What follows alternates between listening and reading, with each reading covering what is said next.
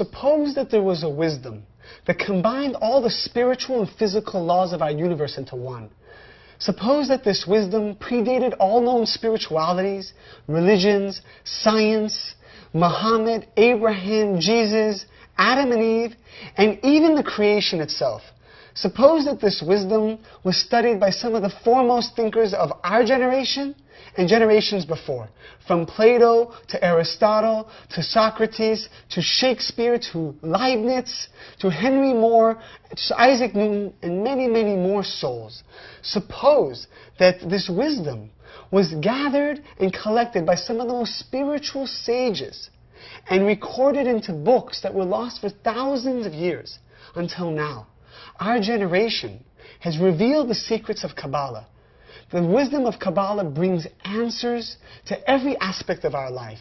If it's answers about science, spirituality, the human heart, the human soul, secrets behind soulmates, wealth, being able to overcome my fears, anxieties, understanding virtually every aspect about life. That's the power and wisdom of Kabbalah. The following series of classes will show us how we can not only learn this wisdom, grasp it, but use it in our life so we can become the people we've always wanted to be able to be people that can create miracles in this world. Please join us. Many people are wondering, where did this wisdom come from? And how come it's just now that I'm hearing about it? Millions of students all around the world are studying Kabbalah and their lives are changing. Let's learn where this wisdom came from. The wisdom of Kabbalah actually didn't just start a couple decades ago. It existed since the beginning of time. It explains the very blueprint of our universe. And it was meant for us to learn how to play in this game of life, how we can achieve our purpose in this world. The first great Kabbalist to bring the wisdom of Kabbalah to a physical format was 4,000 years ago, and his name was Abraham the Patriarch.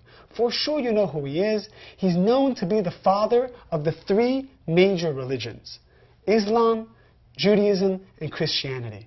But he didn't seek to bring many religions to the world.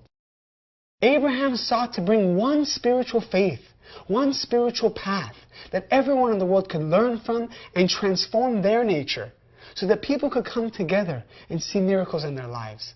Unfortunately, the religious establishment, many different opinions came in, many different ideas came in, and they took from this wisdom of Kabbalah and created a greater form of religion in the world. And that basically leads us to about 600 years later. One of the greatest souls ever, Moses, came to the world. Moses as well did not reveal a religion on Mount Sinai. Moses brought the technology of Kabbalah, but in a very concealed format that we call the Bible or the Old Testament. Again, the Old Testament revealed all the secrets of our universe, but it was concealed behind every word, every story, and every tale. We would need to understand how we can unlock those secrets and see beneath just the surface of those stories. There were few people in the generation who were able to do that, but the majority of the world was not able to do that. And as well, they learned from the Bible in a very literal way, and that's what allowed religion to spread more across the world. 2,000 years ago, two great souls came to this world. One of them, I know for sure you know. The other one may be new to you. His name is Rav Shimon Bar Yochai. And what he did is he took virtually every word of the Bible and revealed the spiritual secret behind each one. If you learned what he revealed, you would know exactly what to do in your life. You would know exactly how to live life. You would know exactly why we're here in this world, why things happen to us, why painful things happen to us, and how miracles can happen to us. That book is the book of the Zohar. And the book of the Zohar was again concealed for many different generations, perhaps until our generation the most. The other soul, of course, was Jesus, another great spiritual soul, who sought to bring transformation to the world as well through love and through very similar teachings. If we fast forward 1,500 years, about 500 years ago, another great soul, his name was the Ari, Rav Isaac Luria. He expanded upon the secrets of the Zohar and allowed the majority of the world to learn deeper Kabbalah.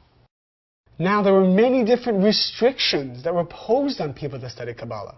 You know, you might have heard of them. One, you had to be a man. You had to be Jewish, you had to be scholarly, you had to be married, so on and so forth. Well, who do you think made those restrictions? Men who are Jewish, who are scholarly, who are so on and so forth. Of course they did, because the religious establishment didn't want the world to know about this wisdom of Kabbalah. They wanted to keep it secret for themselves. Why? Because the minute you learn this wisdom, you start to gain power to be your own individual, to have your own connection to the light of the Creator. And that was a very threatening prospect for the religious establishment. So one man, 100 years ago, basically said that enough is enough. Anyone in the world who would want to study Kabbalah should be able to do so.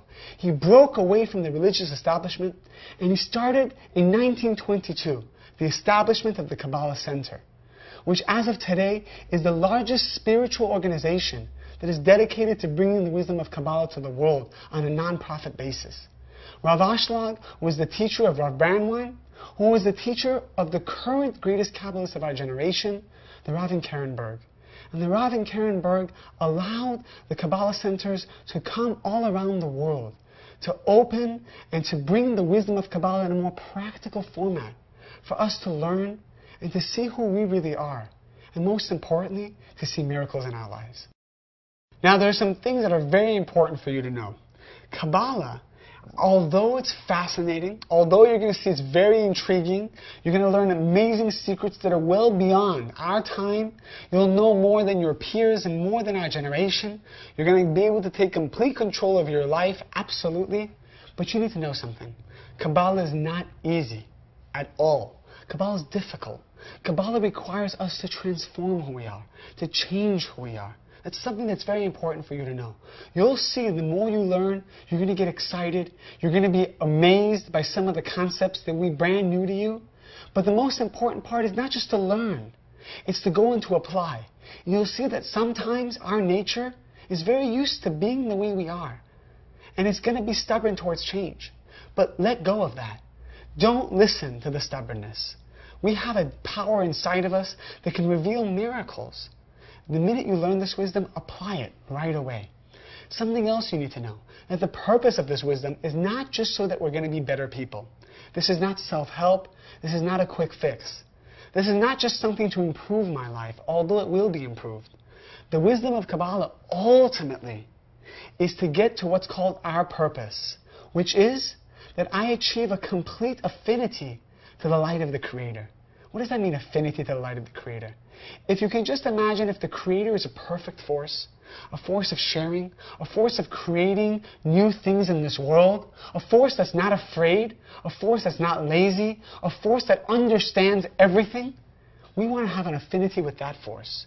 And that's an ability you will be able to achieve throughout your study and your application. Something else you need to know, that our destiny is to be happy. Each one of us deserves to be so happy, to have everything in our lives. And that is something that we also will work towards and we will achieve together. If you can imagine every physical pleasure you've ever had in your life, think about it. Every vacation, every bite of a pleasurable food and dessert, if it's chocolate, if it's cake, think of every kiss you've had, every hug. Think of the feelings of accomplishment, of being able to be around your kids, the feelings of learning wisdom and learning new things in your life. Take every pleasure you've ever had and you ever will have and combine it all into one moment of pleasure. The Kabbalists reveal that is only 1% of the pleasure you can experience on this path. I hope you have an amazing time, you learn some amazing secrets, and I can't wait to start this journey with you.